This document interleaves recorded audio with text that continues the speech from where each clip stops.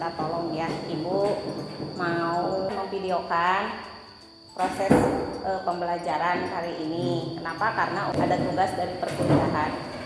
Assalamualaikum warahmatullahi wabarakatuh.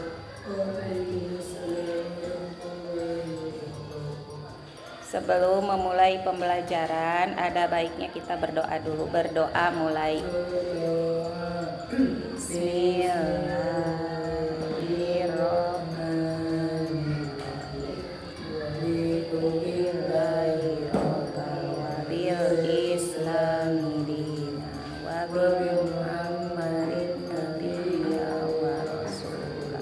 Rabbi zidni warzuqni bi rahmatika ya arhamar rahimin.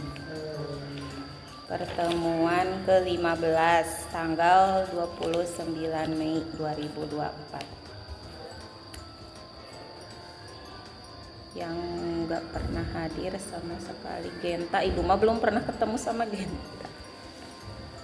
Tapi di hari yang lainnya masuk Genta. Di Ibu mah belum pernah masuk sama sekali. Ingat ya, absensi itu mempengaruhi, bisa menambah untuk nilai nanti semisal kurang pas sama TPS-nya kurang, bisa ada tambahan dari absensi.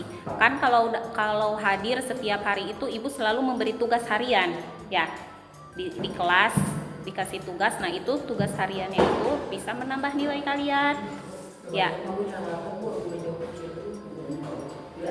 Nggak apa-apa, kan banyak juga dari sini. Yunus ya, tentang apa? Alam semesta sebagai tanda kekuasaan Allah Subhanahu wa Ta'ala.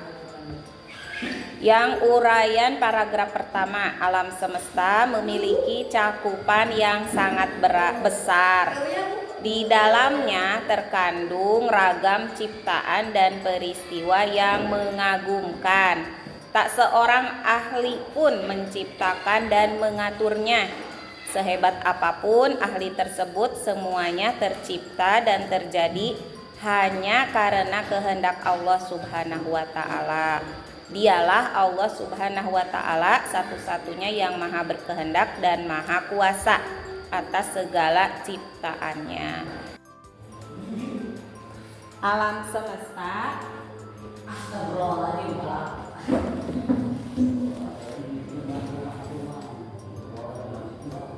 alam semesta sebagai apa? Tanda kekuasaan Allah.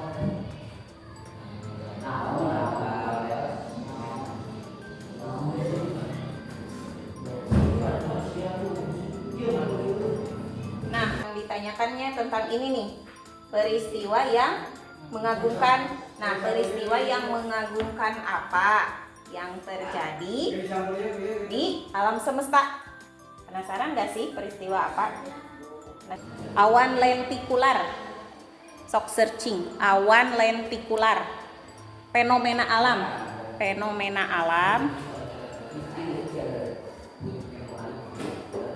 Awan lentikular, udah ketemu? Nah, jadi awan lentikular itu memiliki bentuk seperti piring terbang. Ya kan itu. Beberapa orang mengira bahwa awan itu tuh mirip dengan UFO. Jadi orang ada yang mengira bahwa itu tuh UFO, padahal itu tuh awan, sebuah awan. Terjadinya kapan? Ketika udara itu stabil dan lembab yang mengalir di atas gunung, menciptakan serangkaian gelombang. Ketika suhu udara dan suhu titik embun tidak sama, maka penguapan akan terjadi dan terbentuklah awan seperti itu, yang seperti cincin itu. Terus yang berikutnya, ada? Coba, ada gak bioluminescence? Nah, udah Rahmat? Bioluminescence. Bioluminescence tuh yang kebayang apa? Di mana? Di lautan. Terjadinya di mana itu, Sen? Di lautan. Nah, lautan tampak seperti yang disinari oleh cahaya ya. Nah, terbentuknya itu dari produksi dan emisi cahaya oleh organisme hidup. Itu tuh sebenarnya tuh seperti apa? Kemarin udah nih dibahas, seperti kunang-kunang, terus bakteri atau ubur-ubur juga bisa, plankton atau ganggang. Pernah lihat plankton di TV ya? Plankton. Nah seperti itu kecil-kecil. Nah itu bisa terjadi di Thailand ketika malam menjelang. Jadi pas malam menjelang si plankton itu berwarna biru akan muncul dan menyinari lautan. Di Jepang, Vietnam juga ada. Indonesia nggak ada. Iya, ada plankton itu, cuman nggak seperti itu, nggak terjadi bioluminescence itu. Nah, silahkan sekarang baca bagian yang paragraf kedua. Yok, yang kencang. Alam semesta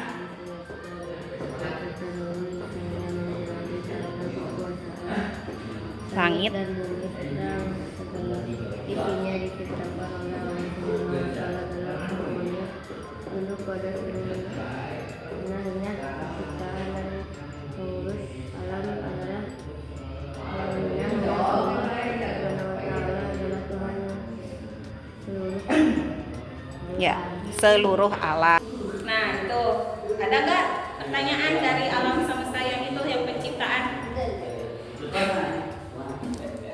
Selanjutnya paragraf ketiga dibaca Sokur Rahman.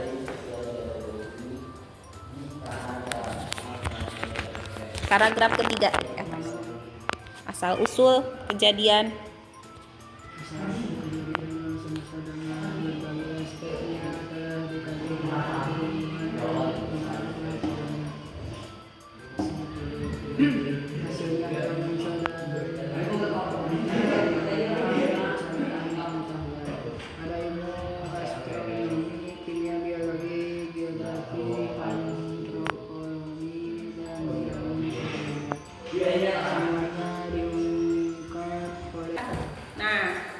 Tadi ada ilmu astronomi, kimia, biologi, geografi, antropologi, dan lain sebagainya. Semuanya diungkap oleh manusia dari tatanan dan aturan yang telah diberlakukan oleh Allah Subhanahu wa Ta'ala pada alam.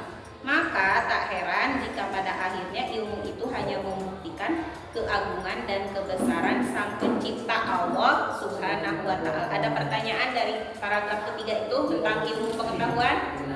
Tidak ada. Selanjutnya, ilmu pengetahuan berkembang membenarkan dan menguatkan apa yang diungkapkan oleh Al-Quran. Ilmu pengetahuan yang telah maju seharusnya mengantarkan manusia kepada keimanan terhadap isi Al-Quran, khususnya keimanan kepada Allah Subhanahu wa Ta'ala serta seluruh sifat kesempurnaannya. Ada pertanyaan di sini tentang ilmu pengetahuan dan Al-Quran?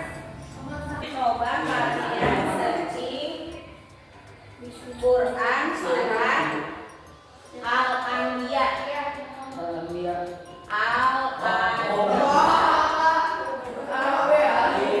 Ayat 30.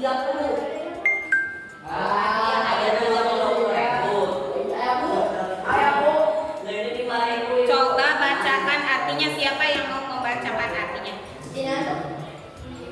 Al-Anbiya ayat 30.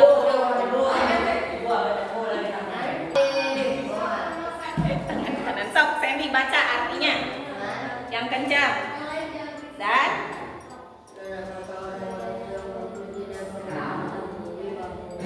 bahwasannya langit dan bumi itu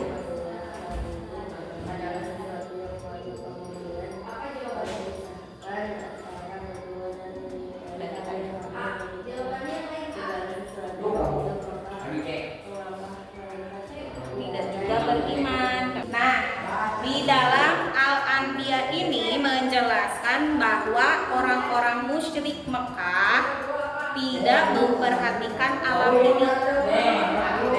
Peristiwa di dalamnya pun tidak pernah mereka memperhatikan. Arti yang tadi ya, yang Al-Anbiya. Padahal peristiwa di alam semesta ini memberikan bukti bahwa Allah Subhanahu wa taala itu ada. Begitu pula penciptaan. Ada di surah 21. Yang ketujuh Al-Kahf, penciptaan, pengaturan dan kekuasaannya. Ayat ini menjelaskan pula bahwa langit dan bumi pada awalnya itu bersatu. Nah, Allah Subhanahu wa taala yang memisahkan keduanya. Tuh, kebayang nggak tadinya tuh kan langit dan bumi itu bersatu. Coba kan langit segitu tingginya ya. Nah, tadinya tuh bersatu. Kemudian dipisahkan oleh Allah. Ini ada penjelasannya dalam surat Al-Anbiya itu. Sumber kehidupan manusia dari apa? Ayo, sumber kehidupan manusia apa? Makanan. Terus apa? Rahmatnya? Mana itu? Jadi yang paling pokok apa? Minuman. Coba nih kalau kalian mendengar berita tentang kelaparan. Kalau kelaparan itu kita masih bisa bertahan hidup selama 60 hari. Ya, dari kelaparan itu kita masih bisa hidup 60 hari. Tetapi kalau kita kekurangan cairan, berapa hari sanggup bisa bertahan? Ayo, kira-kira berapa hari bisa bertahan hidup? Berapa? Rahmat tanpa cairan, tanpa minum, berapa hari? Nah, sehari. Setahun nggak mungkin kan, kalau kekurangan makanan aja, kalau kelaparan 60 hari. Sehari ya bisa. Nah, orang kalau udah kekurangan cairan, kekurangan minum itu bisa cuman bertahan 3 sampai 10 hari kalau yang paling lama ya 10 hari, tapi jarang. Kalau yang dehidrasi itu kan 3 hari juga udah rata-rata meninggal ya. Yang misal kekurangan cairan rata-rata langsung dihimpus cenanya. Nah, jadi sebenarnya di dalam tubuh kita itu cairan itu ada berapa persen kira-kira? 70%. Nah, apabila persediaan air di dalam tubuh kita hanya tersisa 20%, kita akan mati. Jadi nggak bisa bertahan hidup lama. Kemudian ada teori sains juga. Nah, selain itu dibuktikan juga sama teori sains. Teori sains apa? Teori ilmu pengetahuan. Nah, itu tuh yang menjelaskan bahwa peristiwa ini gitu, peristiwa yang diungkapkan oleh teori Big Bang. Pernah dengar nggak teori Big Bang? Teori Big Bang itu menjelaskan tentang gambaran pecahnya alam semesta.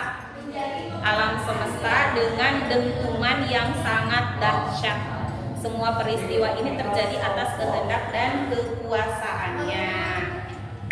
Kemudian dalam penjelasan Al-Anbiya ini menjelaskan tentang mukjizat dari Al-Quran ya. Pernah nggak ngerasain kalau misal kita tuh setelah membaca Al-Quran merasa tenang ya, hati tentram? Sering nggak baca Al-Quran setiap hari, Oso? Hebat, setiap hari. Sandy tiap hari nggak? Ya bener, memang harus setiap hari. Selain itu ilmu pengetahuan modern juga membenarkan loh tentang kemujizatan Al-Quran itu. Jadi hendaknya kita sebagai muslim harus mendorong dan memperkokoh keimanan kita ya. Soalnya banyak juga orang yang tadinya non muslim terus membaca terjemahan Al-Quran ya.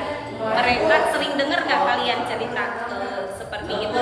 Jadi mendengar bahwa dia masuk Islam, mendapat hidayah setelah membaca terjemahan Al-Quran ya. Nah itu dia, ada kemujizatannya itu. Terus akhir ayat dari Al-Anbiya ini apa? Jadi mengingatkan manusia apabila manusia tetap tidak beriman, manusia bahwa manusia itu sungguh keterlaluan kan ya jadinya padahal Allah sudah memperlihatkan kekuasaannya, sudah membuktikan kekuasaannya dengan penciptaan alam semesta itu, tetapi kan mereka tidak beriman gitu kan ya, masih saja gitu kan. Jadi manusia dengan akal sehatnya hendaknya dapat memahami dan mendalami alam semesta ini dilandasi dengan keimanan pada Allah. Selanjutnya ada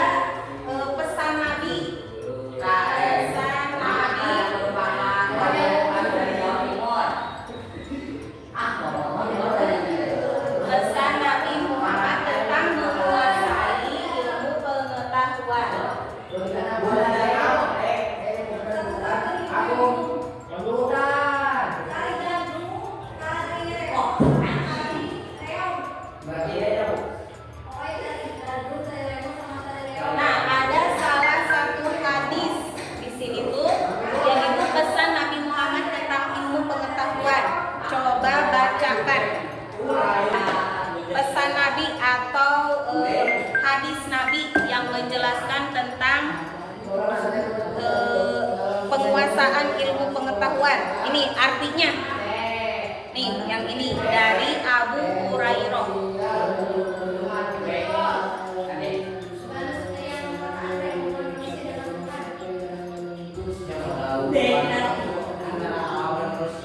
Ya. Jalan ke surga. Jadi apa maksud dari hadis ini? Dari Abu Hurairah, Nabi Shallallahu Alaihi Wasallam bersabda, barang siapa yang menempuh suatu jalan untuk menuntut ilmu, Allah Subhanahu Wa Taala akan memudahkan baginya jalan ke surga. Tahu nggak maksudnya apa itu? Jadi gambaran bahwa dengan ilmu surga akan didapat. Maksudnya apa? Dengan ilmu surga akan didapat. Nah, kan sholatnya nggak asal sholat kan? Ada ilmunya. Jadi syarat sahnya sholat bagaimana itu dipelajari sewaktu kita masih kecil. Yang terakhir setelah pesan Nabi yaitu nilai-nilai yang didapat atau dipetik.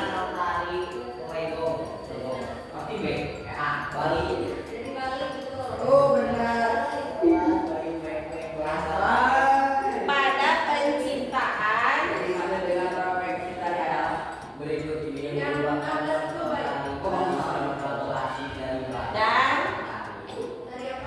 pengaturan alam semesta.